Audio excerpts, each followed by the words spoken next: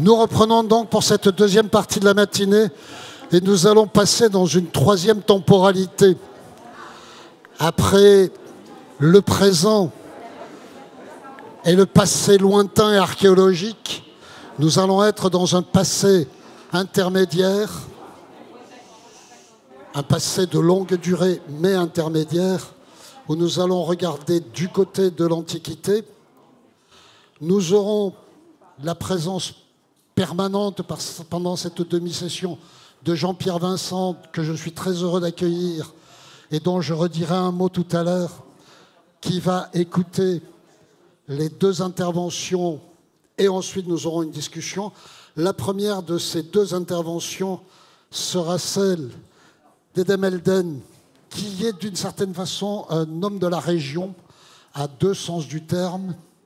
D'une part parce qu'il est spécialiste du monde méditerranéen et des échanges. Il a fait une très grande étude qu'il faut lire. Une grande étude sur l'Empire ottoman et la Turquie et l'Europe. Il est en ce moment au Collège de France. Il a une chaire où il étudie ces types de relations-là. Et il va nous parler d'un héros tout à fait exceptionnel, mythique et universel, on verra comment, qui est Alexandre le Grand. Je lui cède tout de suite la parole. Mesdames, si vous voulez bien. Bonjour. Bonjour et merci. Alors, deux constatations. Tout d'abord, je suis historien, donc je parlerai d'histoire, mais dans les deux sens du terme. Deuxième remarque, je n'aime pas lire, mais j'ai la digression facile. Et j'ai découvert que la seule antidote de la digression, c'est d'avoir un texte sous le nez. Et comme nous sommes tenus par le temps, je vais suivre mon texte. En ces jours où le spectre du choc des civilisations, ainsi que l'appelait Samuel Huntington, revient au galop et envahit de plus en plus la culture politique et populaire à travers le monde, il paraît utile de se pencher sur des œuvres ou tout simplement des textes qui, dans l'histoire, attestent de l'existence d'une culture commune, mais plurielle, capable de franchir les obstacles et les frontières séparant des civilisations souvent jugées incompatibles et antagonistes. Évidemment, on en trouvera de nombreux exemples à condition de se pencher sur des contextes mixtes, hybrides ou particulièrement poreux qui favorisent les échanges et les partages. Plus rares et d'un certain point de vue plus intéressant sont les exemples de textes qui, bien au-delà de ce genre de situation très particulière, ont réussi à atteindre un degré de diffusion que l'on peut qualifier d'universel. Ce qui rend ces cas si exceptionnels, ce n'est pas seulement leur tendance à l'universalité, mais aussi les moyens et les techniques mis en jeu pour atteindre cette universalité. C'est là qu'un phénomène purement historique se double d'une créativité qui permet à une histoire, à un récit, à une épopée, de s'adapter à des conditions culturelles différentes et de se fondre dans un contexte civilisationnel foncièrement distinct. Pour illustrer mes propos, j'ai choisi de traiter du célèbre roman d'Alexandre, un texte relatant la vie et les exploits du célèbre Macédonien et qui fit fureur dans presque toute l'étendue du monde connu, de l'Antiquité tardive jusqu'à la période moderne. Attendez. Voilà. Sans même tenter de décrire la généalogie bien trop compliquée de ce texte, il suffit de jeter un coup d'œil sur ce diagramme tiré de Richard Stoneman, c'est le grand spécialiste du roman d'Alexandre, pour en comprendre l'étendue. Né d'un original perdu, composé par un inconnu qu'on appelle le pseudo-Callisthène parce qu'il prétend accomplir la tâche de celui qui fut le biographe d'Alexandre, cet ouvrage finit par se répandre dans toutes les langues et les contrées du monde médiéval. beaucoup de versions en rouge ont disparu. Il n'en reste pas moins un nombre et une variété impressionnantes, grecque, latine, arménienne, syriaque, pahlavi, arabe, copte, éthiopienne, hébreu. Il en résulte, au bas du diagramme, deux grandes familles qui se forment vers la fin du premier millénaire. Les versions, entre guillemets, orientales, persanes surtout, puis turques, et les versions occidentales, italiennes, françaises, allemandes, espagnoles, anglaises. Voici donc un texte qui, tout comme son héros, Alexandre, traverse les continents et les terres en s'adaptant à des langues, à des cultures différentes, toujours le même et pourtant à chaque fois différent. Alexandre, Iskender, un seul et même héros qui fera son entrée à la fois dans l'histoire et dans les mythes de chacune des civilisations qui accueillent son souvenir.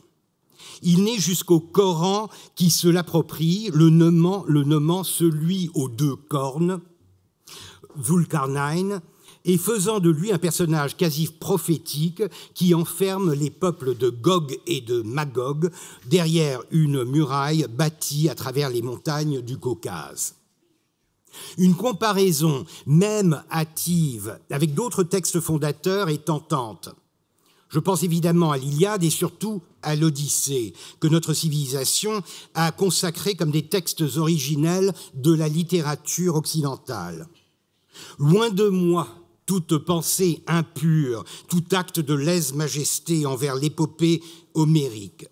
Certes, le roman d'Alexandre ne peut rivaliser avec l'ancienneté, la qualité, voire même la pureté de ses prédécesseurs. Il appartient à un genre et un registre différents. Un mélange de chroniques et de mythes, un récit historique parsemé de sirènes, de centaures et d'amazones, le roman d'Alexandre n'est ni l'un ni l'autre. Puis encore, il est d'un style douteux, populaire, démotique, du Dan Brown avant l'heure. Ce n'est pas un classique, mais c'est mieux qu'un classique, c'est un best-seller. C'est justement ce qui lui donne toute sa force et lui permet de rayonner avec une telle puissance à travers le monde. La première traduction française de l'Odyssée date de 1571, la fin du XVIe. Le roman d'Alexandre l'était déjà au début du XIIe siècle. En latin, l'avance était de presque un millénaire. Mais c'est en matière d'impact et de diffusion que l'on ressent une différence très nette. Comparé au polyglottisme du roman d'Alexandre, l'Odyssée fait bien piètre figure, en amont comme en aval. L'aventure elle-même reste provinciale, elle est grecque, tout au plus méditerranéenne, et son héros, le roitelet Ulysse, est bien loin de pouvoir prétendre à la gloire de son illustre successeur Alexandre. Si l'Odyssée a fini par acquérir ce statut d'œuvre fondatrice dont elle jouit aujourd'hui, c'est aussi parce que les racines culturelles et intellectuelles de la civilisation contemporaine ont été en grande partie déterminées et bâties par la Renaissance et par la modernité européenne. Pourtant, le roman d'Alexandre avait tout pour plaire. Ce qui fait la force d'Alexandre et de son épopée, c'est que l'un comme l'autre sont souples, malléables et parviennent à se couler dans pratiquement n'importe quel moule linguistique, culturel ou religieux. Héros grecs et macédoniens dans la tradition grecque ou byzantine, les auteurs persans feront de lui le demi-frère de Darius. Tandis que les Arabes et autres musulmans, inspirés par le passage du Coran que j'ai cité, le convertiront en un propagateur de la foi dont la mission première est de ramener les païens sur le droit chemin. J'en veux pour exemple l'épisode assez surprenant de la version d'Amir Khosrow Dihlavi de Delhi, un grand poète indien de langue persane, où Alexandre, contrarié par le refus des Grecs mené par Platon de se convertir à l'islam, finira par les châtier en déversant sur eux les flots de la mer qu'il a libérés en creusant le rempart de montagnes protégeant leur terre. À chacun son Alexandre et à chaque Alexandre son épopée. L'historien de l'Empire ottoman que je suis vient de découvrir que le premier auteur de langue turque à s'inscrire dans la longue lignée du roman d'Alexandre par le biais de ses avatars persans de Ferdowsi et de Nizami en était arrivé à modifier de manière tout à fait radicale l'un des épisodes classiques de l'épopée. Il s'agit du récit d'Alexandre et de Candace, reine de Méroé en Éthiopie. En quelques mots, fasciné par la richesse et la puissance de Candace, et n'osant pas l'affronter directement, Alexandre imagine un stratagème pour s'introduire auprès d'elle. Il se déguise en son propre émissaire. Son plan se solde cependant par un échec. Candace, ayant auparavant pris la précaution de faire faire son portrait, le reconnaît et le confronte à sa propre image. Confondu, Alexandre est furieux, mais ne peut que se soumettre. Grande et magnanime, Candace lui promet de ne pas dévoiler son secret et le laisse partir, couvert de présents. Une belle fin sur le thème universel du Victor Victus, le vainqueur vaincu, ou si vous voulez, l'arroseur arrosé. Toutes les versions du roman conservent ce scénario, à peu de choses près. Candace change parfois de nom et de royaume. Elle est Kaidafa, reine d'Al-Andalus, pour Ferdowsi, Nushaba, reine de Berda, pour Nizami. Elle perd certains attributs raciaux pour devenir blanche dans la plupart des cas. L'épisode gagne en érotisme en se déplaçant vers l'ouest. Il se met à l'heure de l'amour courtois dans les romans européens. Et il gagne au contraire en chasteté vers l'Orient, la plupart des sentiments étant sublimés et dominés par un discours moralisateur. Quoi qu'il en soit, l'histoire reste la même et les deux protagonistes finissent toujours par atteindre un compromis plus ou moins amiable. Un seul auteur fait tâche, Ahmedi, qui rédige en turc son Iskandername ou épopée d'Alexandre en 1390. Donne à sa version du récit une fin tragique. Épargné par Candace, à condition de lui promettre de ne jamais l'attaquer, Alexandre s'en va, mais rumine sa vengeance. Il rêve de détruire Candace, mais ne veut rompre sa promesse. Il imagine une revanche sournoise, percer un canal par lequel les flots de la mer déferleront sur le royaume de sa rivale. Ainsi,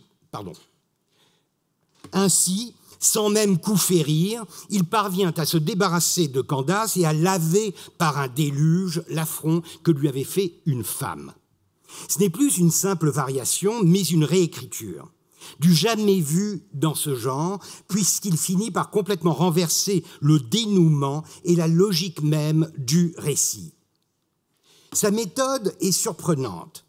L'archéologie du texte révèle qu'il a tout simplement greffé sur le modèle classique de Ferdowsi et de Nizami l'histoire d'Amir Khosrow, celle que j'ai citée à un moment, où Alexandre noie les Grecs. Or, cette histoire est elle-même un rajout qui se nourrit à la fois de chroniques persanes reprenant le thème des déluges grecs, le Deucalion, etc., et d'un événement historique, celui de Xerxès perçant un canal à travers... Xerxès perçant, c'était pas mal. Xerxès perçant un canal à travers la péninsule du mont Athos pendant la Seconde Guerre médique.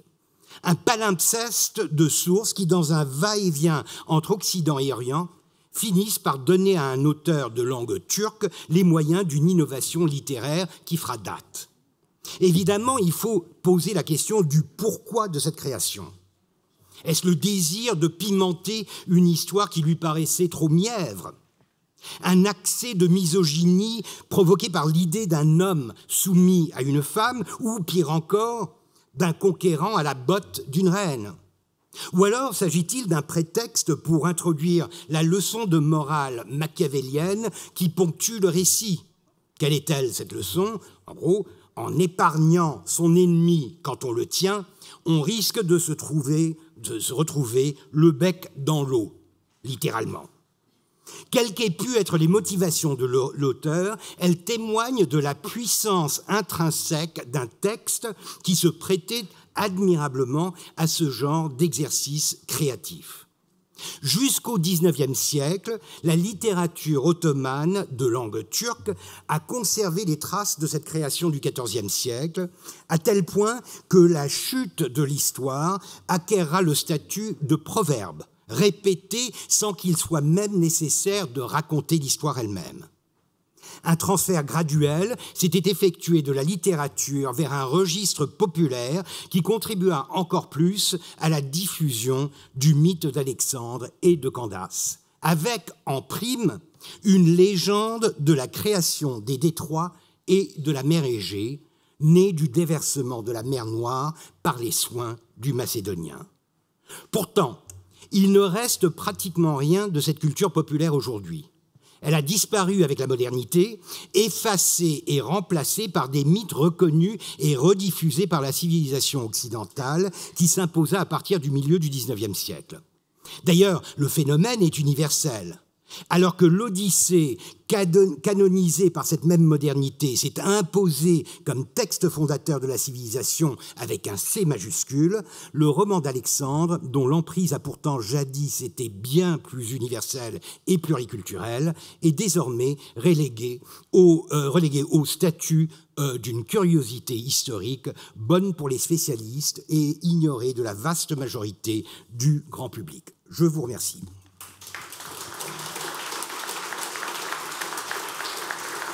Merci beaucoup, mesdames et mesdames, pour cette superbe présentation sur la constellation des versions du roman d'Alexandre et du même coup sur la plasticité et des réinvestissements de cette figure fondatrice. Je souhaiterais, en termes de réaction à votre présentation, passer la parole à Laurent Godet, qui est resté parmi nous spécialement pour vous écouter. Et comme un certain nombre d'entre vous doivent le savoir, est l'auteur d'un ouvrage en 2012 intitulé « Pour seul cortège », qui est une sorte de méditation épico-poétique sur la mort d'Alexandre. Laurent Godet, si vous voulez me rejoindre. Oui, pardon. Non, je ne veux pas monopoliser la parole, mais juste, je voulais vous dire une petite chose qui fait peut-être un lien un peu improbable, mais pas inintéressant, entre Alexandre et l'Europe dont on parlait. Ce qui me frappe, moi, et c'est aussi une question que j'ai à vous poser, c'est qu'au fond, l'énorme succès de cette figure, d'abord historique, qui devient une figure littéraire, puis une figure épique et puis mythique, est-ce qu'elle ne tient pas, pour une part au moins, à sa folie? C'est-à-dire, est-ce qu'au fond, la littérature ne va pas vers lui parce qu'elle sent que le personnage est fou? Et je voudrais juste préciser ce que j'entends par là.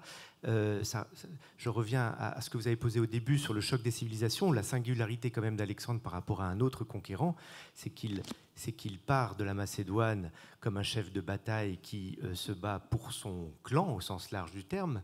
Et puis, quand arrive le moment où il soumet la Mésopotamie, il y a cette espèce de bascule où finalement, son rêve est de créer une nouvelle civilisation.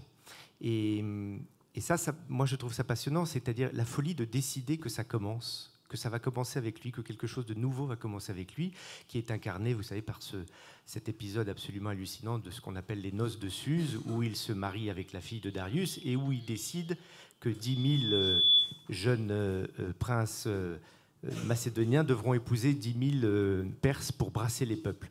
En fait, c'est cette question-là de la folie qui me semble en fait appeler l'écrit et la littérature, parce que c'est un personnage du coup à la fois malléable, qui dit beaucoup de choses, et aussi qui invite à plonger dans des abîmes. Il n'est pas dogmatique, je me demande si c'est pas lié à la... Voilà, c'est la question que je voulais vous poser. Tout à fait. Je pense que vous avez tout à fait raison. Je crois qu'il n'est pas difficile de comprendre l'attrait d'Alexandre. Mais moi, ce qui me surprend, c'est qu'il ait disparu, justement, qu'il est d'un héros universel, il soit devenu, franchement, un héros plus ou moins national. Il n'y a qu'à voir la manière dont l'image d'Alexandre est gérée aujourd'hui. C'est un héros grec, macédonien, c'est un conquérant du monde, mais avec un pied ferme dans ce qui correspond à une géographie grecque, méditerranéenne peut-être, et européenne. On a perdu en quelque sorte le potentiel que ce héros représentait en matière de conquête culturelle et d'appropriation et d'insertion dans un monde plus large. C'est surtout ça. Donc, et effectivement, il est fou. Tous les conquérants sont fous par définition.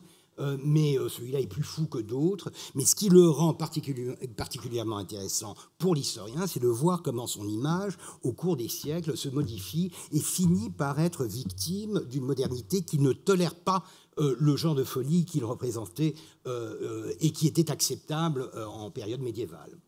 Et on a peut-être gardé nos noces de Suse à nous, c'est Erasmus en fait. Merci beaucoup à tous les deux. On commence malheureusement à être pressé par le temps.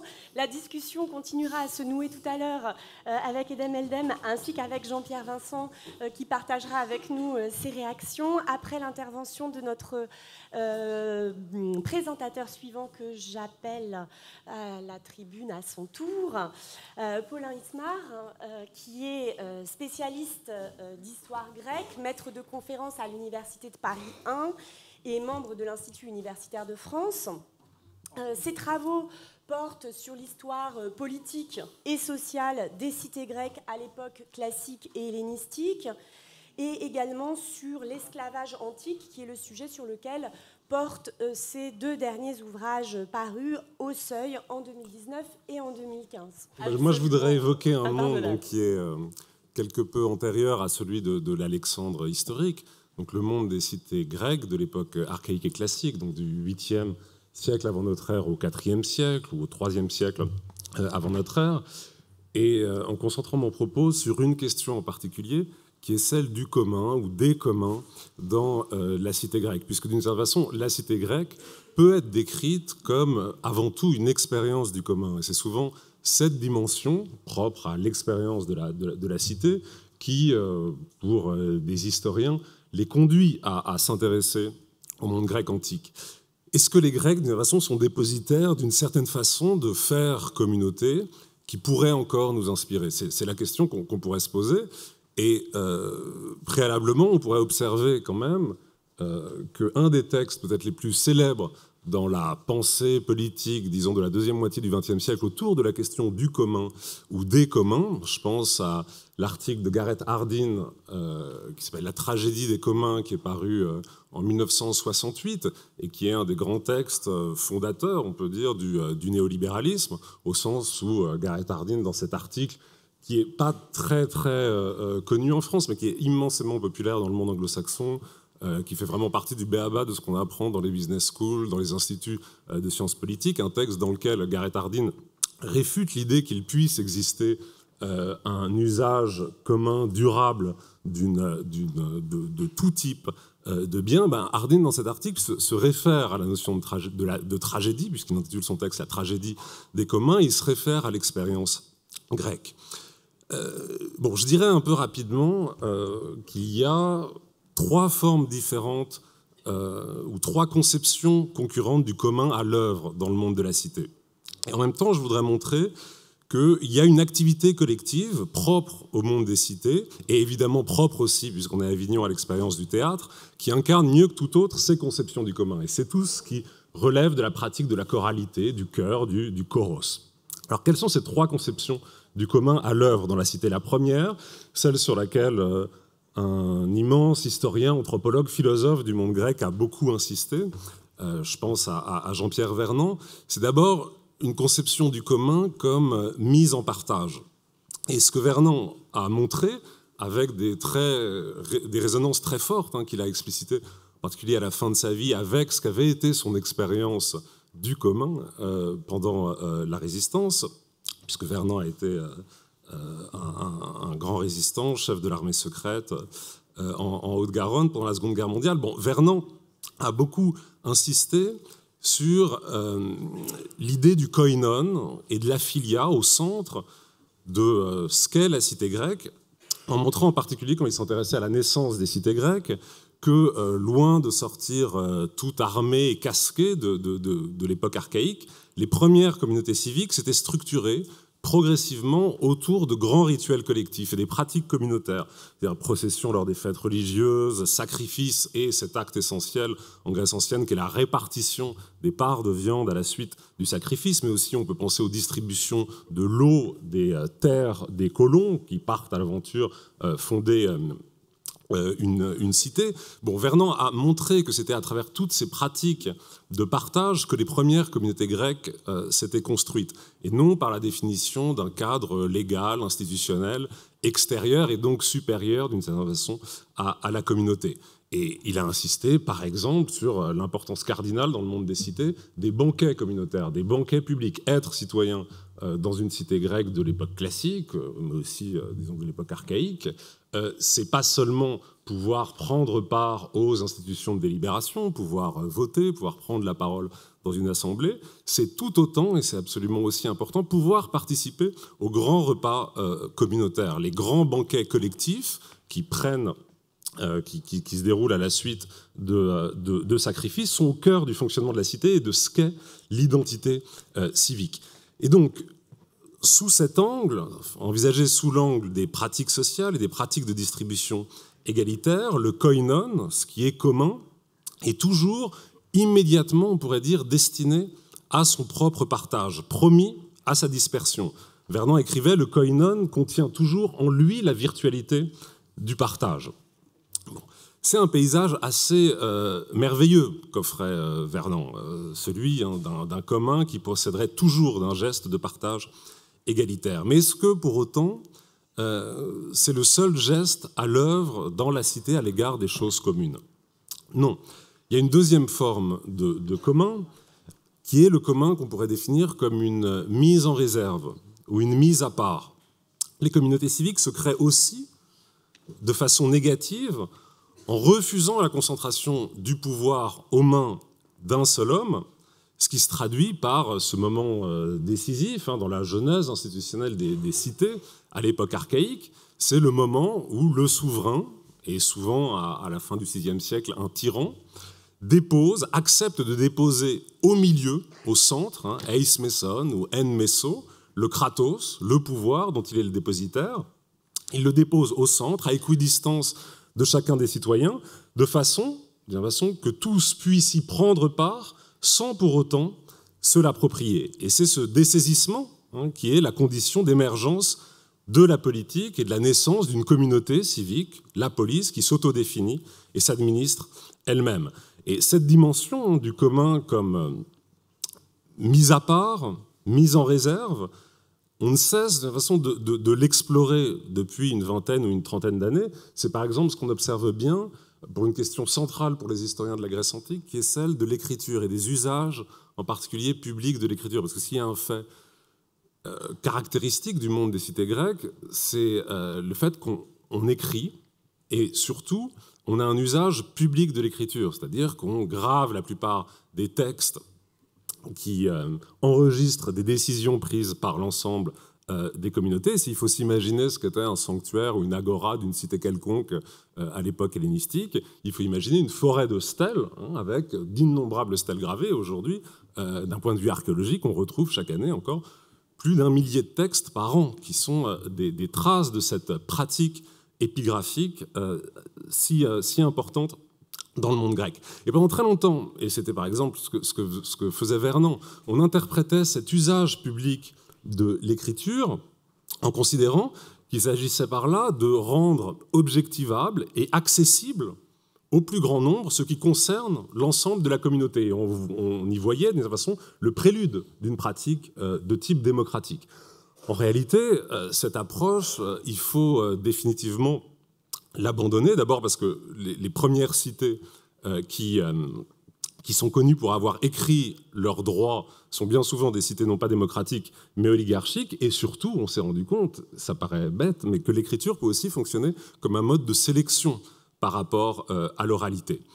En réalité, très souvent, l'écriture des textes, l'écriture de la loi, ne vise pas à la mise en commun d'une décision, et on pourrait se poser la question qui était d'ailleurs en mesure de lire les textes, mais à sa monumentalisation. Et faire de l'écriture un bien public consistait dans ce cas à neutraliser les effets potentiellement délétères de ce qu'aurait été son appropriation privée. Donc il s'agit de rendre d'une certaine façon inaccessible, hors de portée,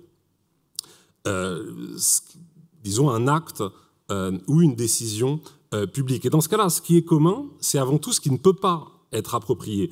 Ce qu'on tient en particulier à tenir à l'écart de l'ensemble de la communauté, donc rendre commun, c'est sanctuariser quelque chose, empêcher son appropriation. Ce serait le deuxième sens de ce qu'on peut entendre sous le terme de koinon ou de démotion dans l'usage qu'en font les cités grecques à l'époque archaïque et classique. Et puis il y a une dernière dimension du commun que l'approche de Vernon, aussi riche soit-elle sous plein d'aspects, ignorait. C'est qu'on a pu lui reprocher d'adopter, enfin de proposer une version excessivement idéaliste et pacifiée de la cité. C'est-à-dire un espace idéal dans lequel on se réunit pour délibérer en commun, accomplir des rites. Une vision, en somme, excessivement harmonieuse du fonctionnement de la cité, celle que la cité a construit elle-même, et de négliger tout ce qui relève du conflit, du dissensus, éventuellement même du conflit intérieur, tout ce qui est du registre de la guerre civile, de la stasis, et qui est pourtant au centre de la définition grecque du politique. Parce qu'il existe bien une conception du commun en Grèce ancienne qui pense le commun sous la forme du lien, mais du lien de la division, au sens d'un commun qui n'aurait rien de statique, mais qui se construirait sur l'équilibre ou l'ajointement de forces opposées dans la cité, avec d'une certaine façon l'idée qu'on retrouve, par exemple chez Platon, que le conflit peut lui aussi produire de l'unité, que la division, la stasis, peut être aussi le ciment de la communauté. Et là, évidemment, on est pleinement dans l'Orestie d'Échille. Et sous cette dimension-là, le commun comme lien de la division, on dirait que le commun, c'est le savoir de ce qui peut à tout moment déchirer ce qui fait la communauté. Un savoir qui fait face à la possibilité du déchirement ultime, de la désunion ou même de l'anéantissement de la communauté. C'est sur le fond, d'une certaine façon, de cette désunion, de ce déchirement possible, que le commun peut s'instaurer. Donc je dirais qu'il y a ces trois dimensions du commun à l'œuvre dans la cité, mais que parallèlement, et là on rejoint évidemment l'expérience théâtrale, il existe une figure, une forme, qui est aussi un schème de pensée, qui offre un moyen pour penser le commun. Et c'est le chœur, c'est le choros. Le chœur, le choros, c'est un terme qui désigne, en dehors même de l'espace théâtral, chez Dionysos, une pratique absolument essentielle dans la vie athénienne. D'une certaine façon, la pratique théâtrale, le choros qu'on connaît dans la tragédie, dans la comédie, c'est vraiment que la pointe émergée d'un iceberg gigantesque, c'est-à-dire que les Athéniens, pour le dire très vite, un peu schématiquement, passent leur temps dans des activités chorales. C'est ce qu'on observe en particulier dans cette pratique essentielle à Athènes, qui est celle du dithyrambe, le chant dithyrambique, qui réunit chaque année 1000 citoyens athéniens. Bon, mais la plupart des fêtes athéniennes reposent sur la pratique de la choralité. Et cette figure chorale, elle est tellement essentielle que le chœur, dans la pensée grecque, en vient à offrir la métaphore pour penser toute forme d'agencement collectif. C'est la figure, d'une façon, du commun par excellence. Alors évidemment, dans la pensée archaïque, il y a cette représentation des astres sous la forme d'un chœur, ou des planètes sous la forme d'un chœur, mais je pense par exemple à un texte de Xénophon dans lequel on décrit les ustensiles dans une maison sous la forme d'un chœur. Il y a un chœur de casserole. Disons que toute forme d'agencement collectif peut prendre la forme du chœur. Bon. Évidemment, sur la scène théâtrale, la chose est beaucoup plus complexe. Bon, depuis une quinzaine ou une vingtaine d'années, on ne cesse d'insister sur l'importance de la choralité dans ce que doit être notre compréhension de la tragédie. La tragédie, c'est en réalité une suite de chœurs, et c'est particulièrement vrai au moins pour Agamemnon et les coéphores, une suite de chœurs où s'intercalent des intermèdes dialogués, mais au cœur de la tragédie, il y a cette pratique chorale. Mais est-ce que ce chœur tragique désigne une expérience du commun qui serait identique à celle qui se réalise dans l'espace du politique? Quelle est la représentation du commun qui est à l'œuvre? C'est en fait une très grande question que je vais essayer à laquelle je vais essayer de répondre en un peu moins d'une minute. Bon, il y a une idée un peu plate, un peu commune au sujet du théâtre antique, c'est l'idée que la tragédie, pour reprendre une expression célèbre de Fernand-Yves Delnaquet, la tragédie, c'est la cité qui se fait théâtre. C'est la cité qui se met elle-même en scène devant l'ensemble des citoyens, avec l'idée que le théâtre serait un lieu de réflexion et de délibération où la communauté civique projette dans un passé héroïque des questions qui sont les siennes et dans un espace, l'espace du théâtre, qui morphologiquement ressemble à un espace d'assemblée. Cette idée, elle est en réalité très contestable. D'abord parce que beaucoup de non-citoyens peuvent participer au spectacle, et puis surtout parce que le nous, qui est celui du cœur du théâtre, n'est pas tout à fait celui, même il n'est pas du tout celui de la communauté civique. Très souvent, le nous qu'incarne le cœur dépasse les frontières de la communauté politique. C'est des hommes libres, masqués, qui sont les membres du cœur, mais ils incarnent très très souvent des personnages qui sont en position de marginalité, des femmes, des esclaves. Le nous du cœur, en ce sens-là, est toujours plus large que celui de la communauté civique. Il n'est jamais le lieu d'expression d'une identité qu'on pourrait dire fermée. Et de ce point de vue, le lien entre les spectateurs et le chœur n'est pas du tout un lien d'identité. C'est un lien, au contraire, de transformation, de dépossession, on pourrait dire aussi de désidentification, par laquelle, en réalité, d'une certaine façon, les citoyens sont représentés ou se projettent dans des non-citoyens.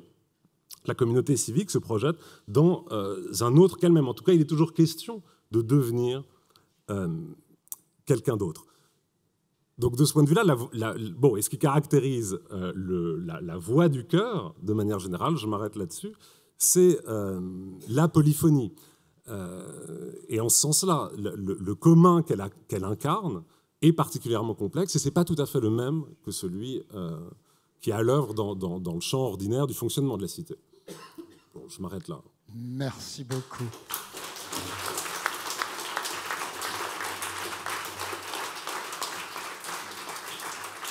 La première réaction, je la confierai à notre invité spécial de cette session, que tout le monde a reconnu. Il est là, c'est Jean-Pierre Vincent. L'homme aux, combien 15 festivals d'Avignon, 3 cours d'honneur. 15 actifs, oui. Je parle de ceux où tu étais. Il m'a beaucoup appris. Mais moi qui suis prof, j'ai eu l'occasion de le voir parler à mes étudiants. C'est dur d'être prof après Jean-Pierre Vincent. Et cette année, il a mis en scène, après un très long travail de 3 ans de préparation, si je ne me trompe, l'Orestie, dont nous sommes en dialogue immédiat avec l'interrogation sur l'édification de la cité, sur la mise en commun, mais commun de quoi? Jean-Pierre. Merci. Une chose qui m'a beaucoup intéressé, c'est ce rapport à l'écriture. Bien sûr que l'Orestie est une immense œuvre littéraire. Moi qui suis licencié en grammaire et philologie classique, je peux comprendre comment est fabriquée la littérature d'Échille, celle de Sophocle qui n'est pas la même, celle d'Euripide qui n'est pas la même. Mais quand on lit Échille et en particulier l'Orestie, vous savez, on a l'impression d'être devant un mur cyclopéen. C'est-à-dire les mots sont énormes. Ils possèdent plusieurs significations parce qu'on prend une racine, on met un préfixe, on met un suffixe ou deux, et vous avez un paysage dans un mot, un truc énorme. Bon. Et je pense effectivement, moi aussi, que ce n'était pas tous les Athéniens qui pouvaient lire et comprendre ça. Et c'est là l'importance civique et pédagogique pour une cité, du théâtre, c'est que cette écriture se transforme en oralité, se transforme en jeu d'acteur, se transforme en lyrisme, en psalmodie, en danse, en chant, en accompagnement musical, en spectacle. C'est en ça que, même si je ne suis pas toujours d'accord avec Florence Dupont, elle a raison de dire qu'il ne faut pas suivre Aristote aveuglément. Ça n'est pas des textes qui constituent la démocratie, etc. Mais un spectacle qui permet à une cité, d'abord, d'expliquer et de se réexpliquer son histoire. Son histoire récente, c'est la fin du VIe siècle et le Ve siècle. La disparition de la fonction tyrannos, hein, parce que moi je tiens bien à Édipe tyran, par exemple, parce que Édipe n'est pas roi, il est tyrannos. Et ce n'est pas la même fonction. Donc la disparition de la fonction tyrannos, le fait que les oligarques, les grandes familles oligarchiques, se sont un peu réfugiés dans leurs grandes maisons de campagne et leurs propriétés agricoles pour en ressortir au moment de la faiblesse athénienne vers 410 et abolir la démocratie, ou ce qu'on appelait la démocratie, qui n'est pas exactement le même sens que ce que nous appelons démocratie, puisque les femmes en sont privées, les esclaves en sont privés, etc.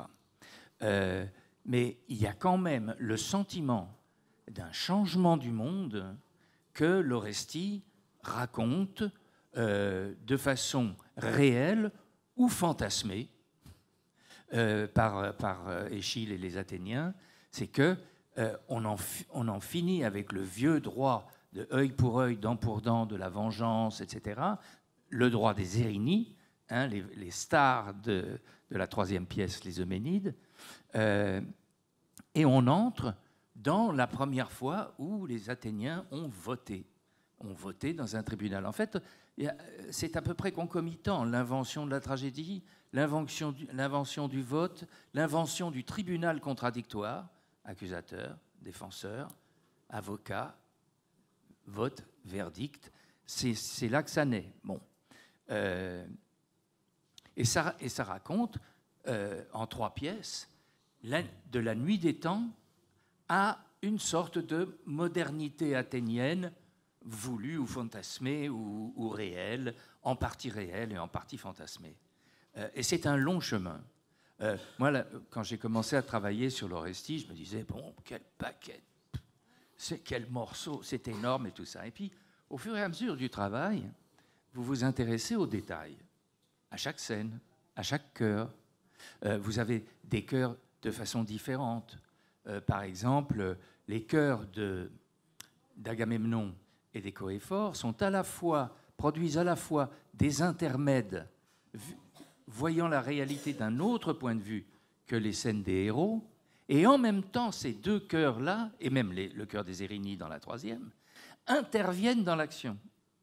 En ce moment, par exemple, je travaille à mon spectacle d'après, qui est l'Antigone de Sophocle, où alors là, le chœur n'intervient absolument pas. Le chœur y fait un petit peu, mais le chœur, c'est une sorte de grimoire religieux, tout ça. C'est très, très différent.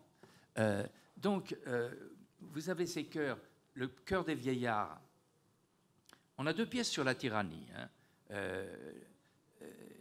La tyrannie de Clytemnestre et Égiste, qui attendent le retour d'Agamemnon qui a vaincu Troie et ratatiné complètement la ville et ses environs, et qui assassine Agamemnon. Puis la 2e pièce, c'est le retour du petit Oreste qui assassine sa mère et Égiste. On est toujours quand même dans la vengeance. On n'est pas encore dans le droit. Hein. Et la 3e pièce qui est absolument passionnante, qui a pour cœur les Érénies, les déesses de la malédiction, les déesses souterraines, œil pour œil, dent pour dent, qui poursuivent Oreste parce qu'il a tué sa maman. Et qu'on n'a pas le droit de tuer sa maman. On peut tuer son papa, mais on n'a pas le droit de tuer sa maman. Et le truc qu'a inventé Schiele, c'est que les jeunes dieux, les enfants de Zeus, Apollon et Athéna, organisent une nouvelle façon de rendre la justice. Les citoyens votent. Le résultat des votes est égal. Il y a autant de pour que de contre pour condamner Oreste. Et à ce moment-là, fin du matricide qui régnait depuis des centaines et des milliers d'années, Athéna vote pour Oreste, pour la voix du père. Et on est reparti pour 25 siècles de misogynie. Par une femme. C'est-à-dire que la naissance de la démocratie, et nous le savons bien aujourd'hui, nous tous, est sacrément ambiguë et contradictoire. Je trouvais très beau ce que disait Laurent Godet à la fin tout à l'heure, c'est que nous vivons, et nous devons vivre absolument, dans deux périodes complémentaires et différentes. Nous avons un présent qui est un foutu merdier. Il y a des responsables inconnus depuis la victoire du capitalisme financier sur le capitalisme industriel. Et nous devons vivre l'histoire qui nous a menés là. Si nous ne vivons pas, si nous n'apprenons pas comment nous en sommes arrivés là, notre présent ne sera plus rien du tout et l'avenir, peau de chagrin. Est-ce que je peux, Jean-Pierre, est-ce que je peux, excuse-moi. Oui. Est-ce que je peux, sur les mots que tu viens de prononcer, de contradiction, de moments, de tension extrême, demander à un intervenant qui n'est là que pour quelques minutes et qui ne m'écoute pas s'il voudrait réagir. Je vous présente Olivier Py, qui ne peut être là qu'un instant, mais à qui je tenais à donner la parole au moment où Jean-Pierre parlait des contradictions dont il est quand même un peu quelqu'un qui s'occupe. J'ai l'honneur de partager avec Jean-Pierre la passion d'Orestie, évidemment, puisque nous l'avons monté tous les deux. C'est infini, c'est un texte infini, absolument nécessaire. Et voilà, j'aurais aimé t'écouter plus longtemps, parce que vraiment, on n'est pas d'accord sur tout. C'est bien ce qui m'a plu. Ouais. Parce que moi, je trouve ça très bien de tuer sa maman. Et je pense il faut travailler à la gloire du père. Mais tu vois, on n'est pas du tout d'accord. Non, mais mais ce qu'il y a de bien, c'est que les 68 arts et les cathos, on peut parler sans fin de l'Orestie, tu vois. Bon, trêve de plaisanterie. Je suis vraiment heureux que ce lieu existe.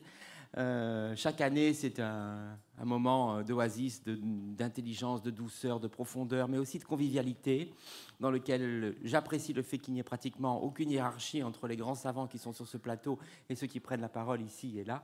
Ça, c'est vraiment magnifique, c'est rare, célébrons-le. Cette idée aussi magnifique de Catherine Courtet de faire dialoguer les disciplines. J'espère que pour les savants, c'est vivifiant, mais pour les artistes, en tout cas, c'est agréable de ne pas passer quand même que pour des clowns décoratifs. Voilà. Et des escrocs, oui, des escrocs quelquefois de talent, mais pas toujours. Et donc on est heureux quand même de pouvoir venir s'écouter parler un peu ici, comme font tous les gens importants. Le programme de cette année suit cette idée, somme toute très vague, puisqu'il s'agit de la mer de l'Odyssée. Oui, très vague, évidemment, puisque ça nous permet de parler de l'Europe, mais de parler de la construction européenne, mais de parler du voyage des migrants, de beaucoup d'autres choses. Plus je vois des spectacles, plus je me rends compte qu'il y avait effectivement dans l'Orestie et l'Énéide et l'Odyssée l'extraordinaire aventure d'avoir ces trois textes réunis dans un festival. Une idée qui, au fond, n'était pas si bête. Voilà. Allez, je le dis franchement, puisqu'elle ne venait pas de moi. Cette idée n'était pas si bête. Travailler sur un récit d'après-guerre, ça, vraiment, c'est une très, très belle idée. Je suis heureux qu'on commence par cette thématique-là. Et comment l'après-guerre, le voyage, puis la fondation d'une société sont trois moments civilisationnel qu'on ne peut pas séparer, au contraire, que l'intelligence doit lier pour en comprendre toute l'ampleur. Voilà, je serais très heureux de façon moi de passer de temps en temps mes oreilles, puisque mon bureau est juste en dessous. Mais je vous souhaite le meilleur, c'est-à-dire ces moments de grâce que peut offrir le festival, où il y a une magique adéquation entre le fait d'être ensemble et le fait d'être ensemble à l'écoute d'une parole qui nous transcende. Et il y a donc une transcendance horizontale, parce qu'on est là, on se rencontre, on dit « Ah, mais c'est formidable, ah, tu es là, toi aussi, ah, c'est bien ». Et puis il y a cette transcendance de l'accès à l'esprit, tout simplement. Les jeunes gens qui viennent au festival, d'abord, ils découvrent la vie de l'esprit.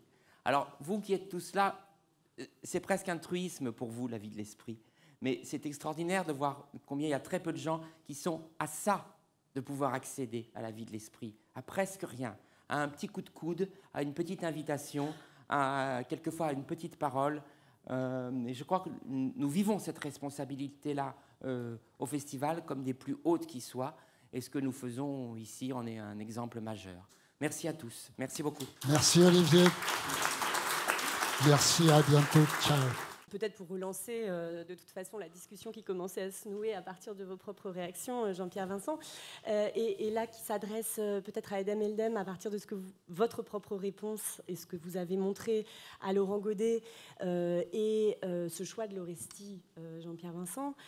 Qu'est-ce qui fait que, au fond, la folie des Atrides ne subit pas le même sort que la folie d'Alexandre, dont vous disiez, pour conclure, que c'était ce qui l'avait disqualifié aux yeux de la modernité comme figure fondatrice. Est-ce que cette folie des Atrides reste, au fond, une figure politiquement fondatrice parce qu'elle est arrêtée par ce geste politique que vous évoquiez. Et du coup, là, il y a une question à deux têtes. Hein, et comment est-ce que vous considérez, Jean-Pierre Vincent, le théâtre comme le lieu justement de réflexion sur l'arrêt de la folie? Est-ce que ça serait de la folie des hommes? Est-ce que ce serait une manière de voir le théâtre? Ben alors, c'est compliqué là. C'est compliqué. Je pense que, vous savez, moi, je suis au milieu ou à la fin d'un intense travail artisanal qui s'appelle le théâtre, avec des jeunes gens, 25 ans, 26 ans, qui terminent l'école du TNS. Je travaille avec eux depuis 3 ans, un petit coup en première année, un moyen coup en deuxième et un gros coup en troisième. Et je suis immergé dans l'œuvre. Ce qui m'a semblé assez intéressant, j'avais commencé à en parler tout à l'heure, et puis j'ai digressé, c'est que quand j'ai lu l'œuvre, j'ai suivi son trajet, probablement je l'ai un peu intellectualisé, interprété, dramaturgiser ce chemin depuis l'Antiquité ultra-violente et dénuée de justice a priori. D'après tout, la vengeance est peut-être une justice, mais je n'y crois pas trop, vers la naissance du droit et par suite de notre foutue démocratie compliquée. Et puis, je me suis mis à travailler sur les détails. Hein, chaque chœur, chaque scène, je l'ai dit, et tout ça. Et maintenant, quand je regarde un filage, je me dis, mais quel monstrueux voyage! Quel extraordinaire et long voyage, alors que finalement, c'est pas si long. Bon, on dit que c'est un spectacle de 5 heures. Il ne faut pas le dire. C'est 1h40 Agamemnon, 1h15 les Coëphores et 1h05 les Euménides. On a très peu coupé. Mais surtout, notre but, c'est que les gens d'aujourd'hui, cultes ou moins cultes, comprennent tout, comprennent chaque mot, chaque geste, chaque engagement de personnage ou de cœur. Et je suis maintenant, d'une certaine façon,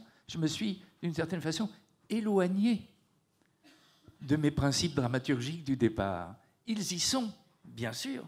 On y a pensé pendant tout le travail. Mais là, je vois des filages. On a fait 2 filages publics à Strasbourg, triomphaux.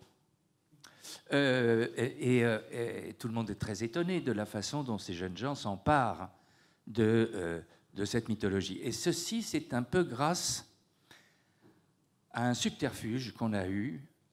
Nous lisions des traductions, on a lu toutes les traductions.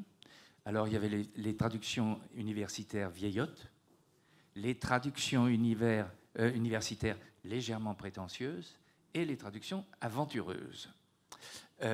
Aucune ne nous semblait vraiment jouable dans le sens où tout le monde doit pouvoir comprendre ça. Et nous avons rencontré la version allemande du metteur en scène Peter Stein, qui a monté l'Orestie en Russie, en Allemagne, en Grèce. C'est un spectacle fabuleux. Et il a fait une traduction philologiquement très juste et en même temps aidant l'écoute d'un spectateur d'aujourd'hui. C'est un énorme succès de librairie en Allemagne, par exemple, parce que les gens peuvent lire l'Orestie en comprenant ce que ça veut dire. Et donc, nous avons traduit de l'allemand, Bernard Chartreux, mon dramaturge, a traduit de l'allemand la version Stein. Et je dois dire que c'est un outil de travail merveilleux, utile, humoristique parfois, parce que ce cœur des vieillards d'Agamemnon est quand même totalement à côté de la plaque. Il est sous une dictature depuis 10 ans. Il proteste sans protester. Aussitôt qu'il va protester, il ferme sa gueule. Le merveilleux cœur des Coëphores, c'est-à-dire des esclaves ramenés de Troie par Agamemnon et qui sont là esclaves depuis 10 ans, de même que Électre, la fille d'Agamemnon et de Clytemnestre, est réduite en esclavage dans sa propre maison. Tout ça est comment dire, on est incrusté dedans. Je dis aux acteurs, vous êtes dedans, c'est à vous. Ça vous appartient maintenant, vous êtes ceux qui connaissent le mieux sur la terre l'Orestie d'Échille. Voilà. Oui, mais qui la connaissent à travers un texte qui a bougé. Oui. D'une traduction à l'autre. Tout bouge. Un texte de 2500 ans, vous ne pouvez pas prétendre, en plus, faire une mise en scène archéologique. Vous n'aurez pas 24 garçons qui pourront danser en chantant et en se faisant comprendre d'un public qui ne parle pas grec. Et ce qui me frappe à cet égard, c'est que Alexandre, c'est aussi un texte qui a bougé, un texte instable. Donc dans les deux cas, on est tributaire de l'instabilité. C'est mon propos. De toute façon, je suis historien du 19e. Je me suis aventuré dans une période qui n'était pas la mienne. Génial. Et je ne m'intéresse pas tant au contenu du texte qu'à son contexte et à son évolution. Et moi, ce qui m'a surpris, c'est de voir d'abord qu'il y avait énormément de mouvements dans le texte, quelque chose qui aujourd'hui est en général identifié avec une sorte de dégénérescence, etc. Alors que, en fait, c'est le propre des textes les plus vivants de pouvoir se mouler, se modifier selon les besoins de la culture, du temps, etc. Et ce qui m'a encore plus surpris, c'est de voir qu'au XIXe siècle, ce qui était une évolution saine et très intéressante disparaît tout d'un coup. Et ce n'est pas tant qu'Alexandre est discrédité, il est recrédité, il est réduit à non plus un héros universel, mais un héros européen qui a conquis le monde, ce qui est très différent. Et par conséquent, c'est ça qu'on a perdu. Je parle des marges de l'Europe, on a beaucoup parlé de l'Europe, et bon, il faut le reconnaître, l'Europe, elle est très forte en matière de nombrilisme. Et ça, depuis la Renaissance. Et par conséquent, c'est ça, parce que l'Europe, c'est aussi culturellement un rouleau compresseur, elle a fini par aplatir tout ce qui débordait un peu du contexte jugé européen. Et l'extérieur de l'Europe, lui, s'est conformé à ce rouleau compresseur. Donc, les deux côtés s'assemblent et se ressemblent et finissent par avoir un discours commun qui, à mon avis, est très réduit.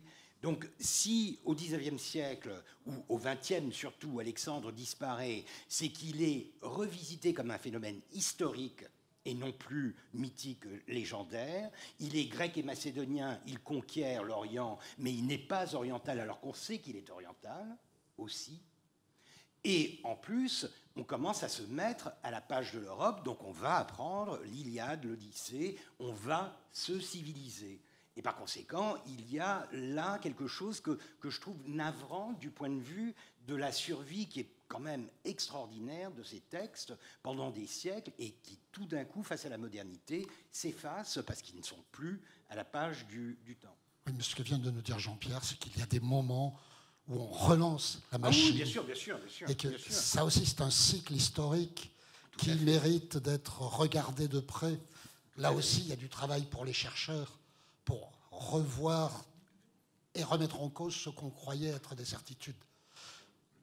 Même du point de vue des antiquisants qui travaillent sur Alexandre, ce qu'a été la conquête de l'Asie par Alexandre, pendant très longtemps, ils le voyaient évidemment comme un conquérant grec, macédonien, et eux-mêmes débarquaient, disons, avec Alexandre en Asie, en ignorant absolument tout de la très longue histoire, tout simplement de ce qu'était le plus grand empire du temps, qui était l'Empire perse. Aujourd'hui, on est quand même sorti enfin, non, mais heureusement, enfin, il y a quand même de nombreux travaux qui sont un peu sortis de ça, et on voit Alexandre d'abord, finalement, comme le dernier des rois achéménides.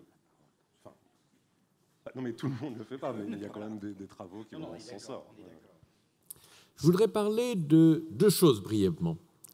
La première, parce qu'il devait y avoir un autre intervenant, qui est Guillaume Boudy, qui est le secrétaire général pour l'investissement et qui est mon successeur en charge du programme d'investissement d'avenir.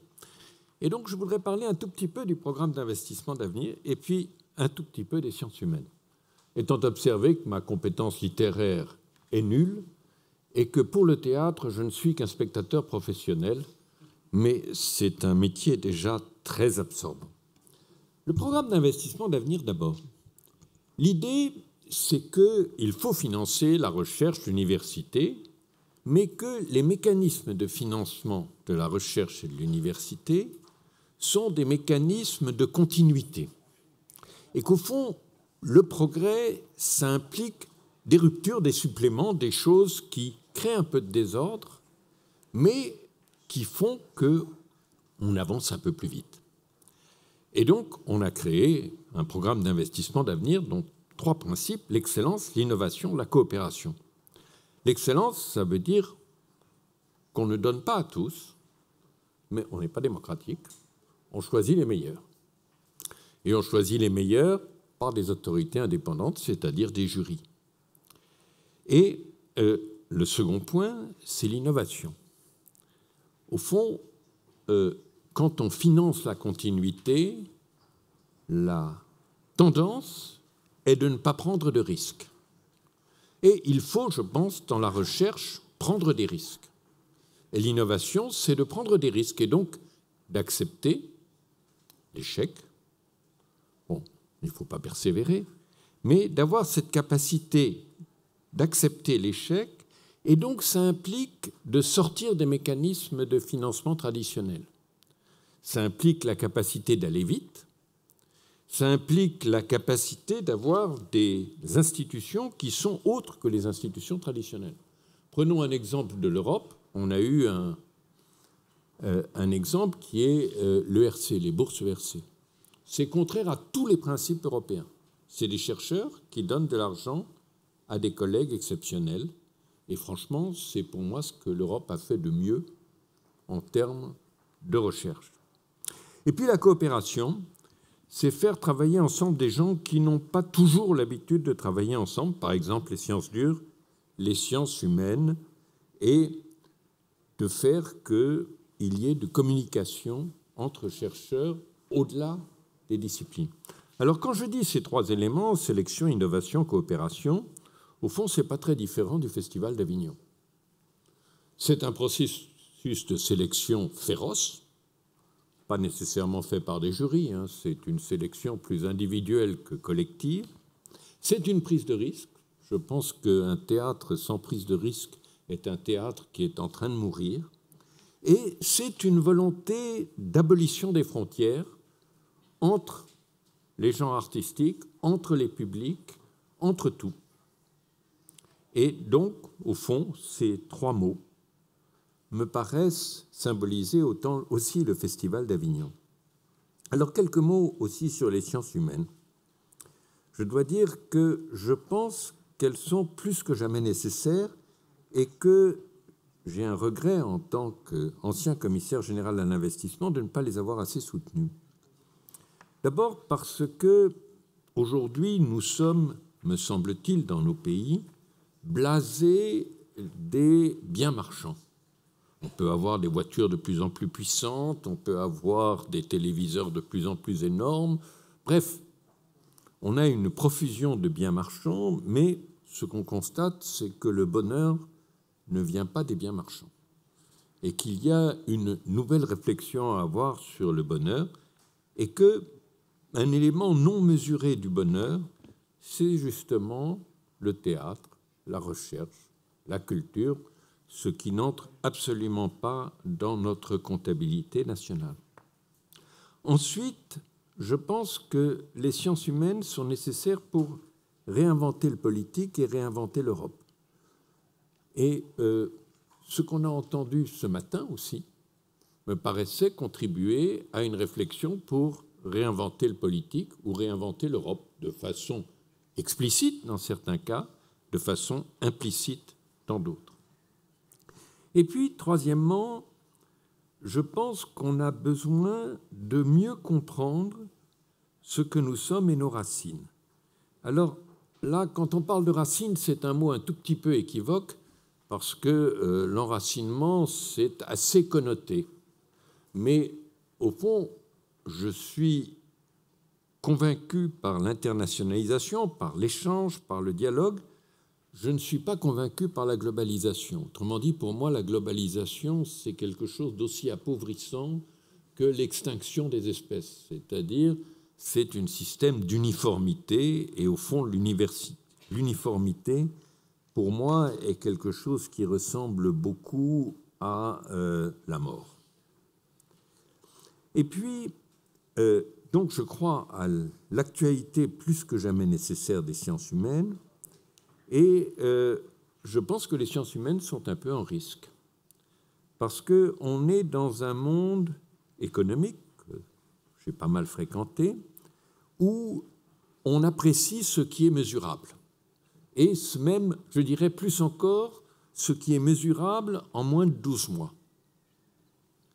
Et au fond, c'est vrai que les sciences humaines, la mesure en moins de 12 mois, c'est pas absolument évident. Et donc, je pense qu'il y a un risque de sacrifice de la vraie réflexion en sociologie au profit du marketing, au profit de ce qu'on appelle à tort les sciences du management, et parce que ce n'est pas de la science, qu'on a un risque de sacrifice de l'histoire par rapport à une conception une capacité de réfléchir ou d'inventer l'avenir, qu'on a un risque de sacrifice de la littérature par rapport à des manuels, de l'audiovisuel.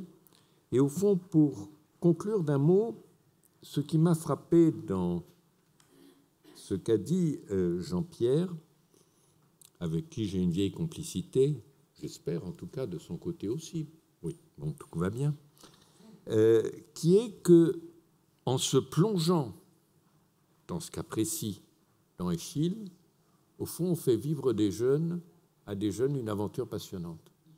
Et une aventure, si j'en crois, parce qu'on mesure tout. Le nombre de gens qui me disent « Est-ce qu'on peut avoir des places pour le spectacle de Jean-Pierre ?»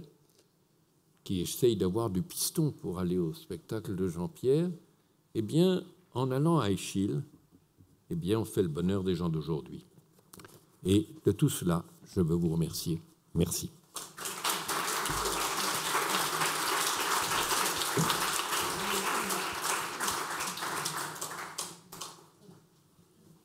première matinée se termine, donc je vous invite à nous rejoindre à 14h pile et nous avons une deuxième session qui s'intitule Après la guerre.